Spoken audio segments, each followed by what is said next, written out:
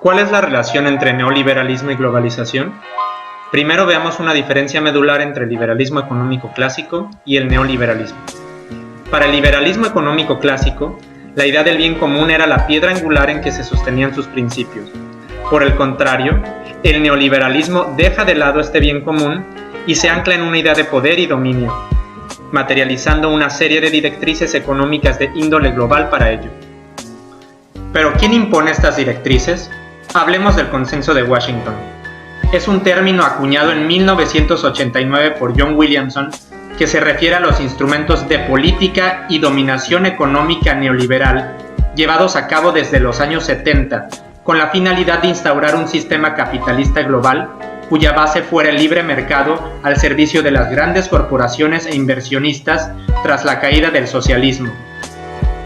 Podemos resumirlo en 10 puntos: disciplina fiscal, racionalización del gasto público, reforma tributaria, liberalización financiera, tipo de cambio único y competitivo, liberalización comercial, inversión extranjera, privatización y desregulación del Estado. Por tanto, el carácter globalizador del neoliberalismo queda de manifiesto a través de la implementación a nivel mundial de las políticas económicas que emanan solamente de la esfera del Estado, convirtiéndose en una herramienta de control político por medio de meras consideraciones técnicas en materia económica.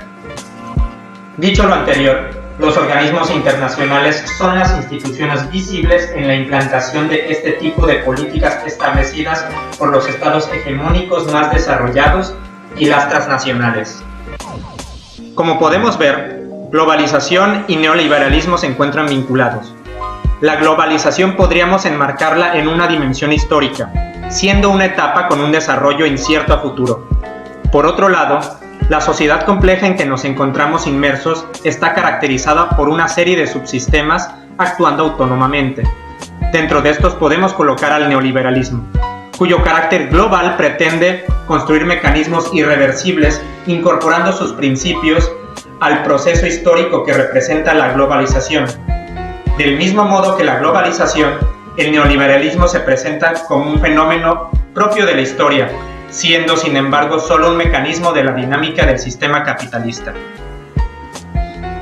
¿Cuáles han sido los impactos del fenómeno globalizador y las políticas neoliberales en México? Ambos fenómenos han influido en el desarrollo económico mexicano al limitar el papel del Estado, dejando a capitales particulares y transnacionales gran parte del control.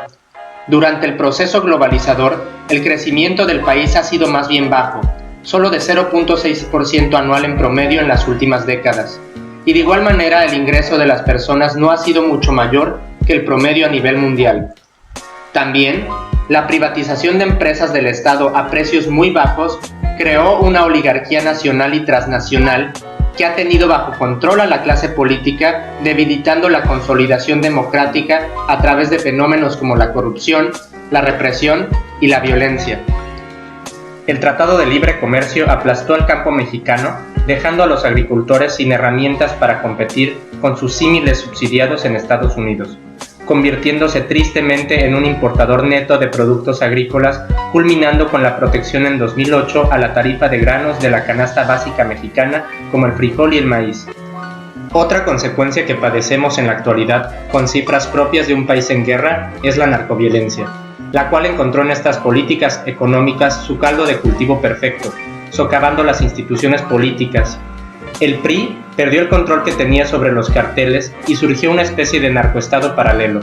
El capital inmenso proveniente del narcotráfico se infiltró en los diferentes sectores económicos de un país con bajos índices de crecimiento económico. Ejemplos concretos del vínculo entre globalización y neoliberalismo hay muchos. Aquí menciono dos. El Tratado de Libre Comercio y el actual TEMEC son una clara muestra de cómo la fusión de economías ante intereses comerciales y económicos puede formar un bloque económico geográfico que comparte mercancías, capitales y más aún, políticas económicas dictadas en su mayoría por el país más poderoso de los tres, Estados Unidos, que como era de esperar, optaría por el modelo neoliberal. Por último, la reforma energética reflejó la sinergia de ambos fenómenos para sacar el mayor beneficio económico a través de la subasta de exploración y explotación de hidrocarburos a empresas privadas de países como Estados Unidos, Francia, China, Italia, entre otros.